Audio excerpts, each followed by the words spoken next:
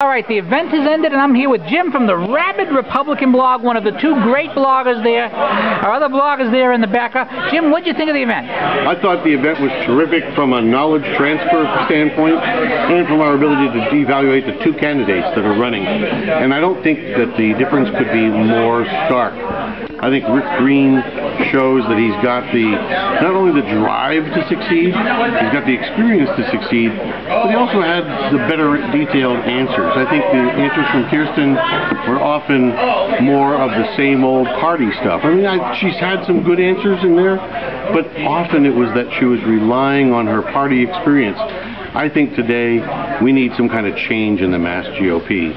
And we need someone who's going to look to the Tea Party and the other ancillary Republican things that are going on to really bring a whole unification together. Kirsten talks about that, but her thing is more like a kumbaya around the campfire, whereas Rick Green seems to really have a plan to bring it all together. Well, your description reminds me of like being the most experienced pitcher on the 1966 Mets. As in, I mean, if the experience was, from how you're describing it, you're basically saying if the experience was any good, we wouldn't be in last place. It's exactly true. I think that if you hear what she said is, I've done this, I've done this, I've done this, then you have to say, well, where are the results to show for that? And true, she did get elected in her own race, so there's not to be trifled with. And Rick hasn't run for public office and gotten elected.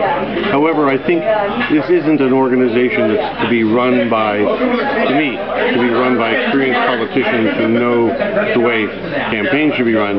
This is someone who can run and help build an organization that is an organization of those kind of people. Regardless of who wins this race, as a blogger and as a person who follows Massachusetts politics, what does the GOP need to do to become relevant in Massachusetts?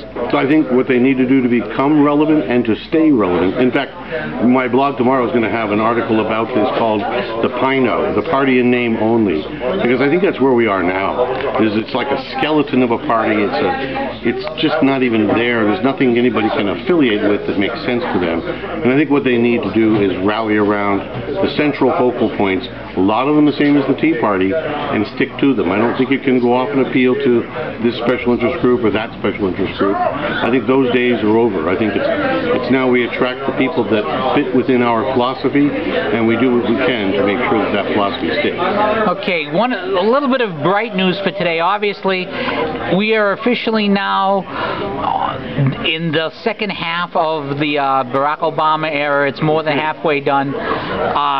What would you like to see the party do nationally? I think nationally, the same kind of thing. I don't think there's really a whole lot of difference.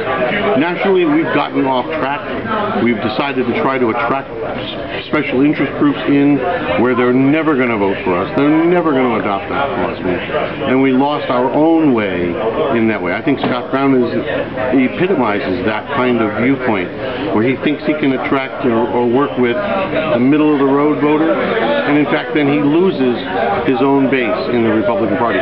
He loses his own base in the Tea Party, who were instrumental in getting elected in 2010. The argument being that if a person wants to vote for a Democrat, there's a perfectly good one on the ballot. Exactly right. Why would I vote for anybody but the Democrat if that's what I think is right? And otherwise, the Republican says, wait a minute, how can I vote for this person who's just like another Democrat? I don't want to vote for them at all, so they don't show up, which is what happens. All right, for those people who do not know, and for shame if they don't, tell us about the Rabid Republican blog and where it's found. Rabid Republican blog is published out of Acton, Massachusetts.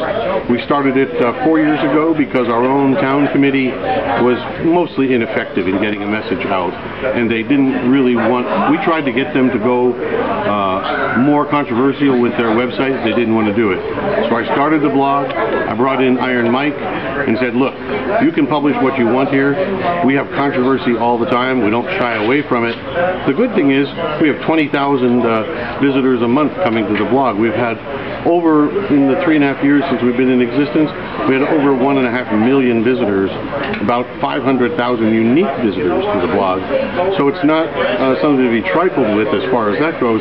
Second, we get visitors every day from the Senate, from the House, the U.S. Senate, the U.S. House, who come there to read what we've written. And I think that speaks volumes for what we're talking about. All right, Jim, thank you very much for your time. And again, the address of the blog? www.rabidrepublicanblog.com. All right, thank you very much. Thank you. Appreciate it.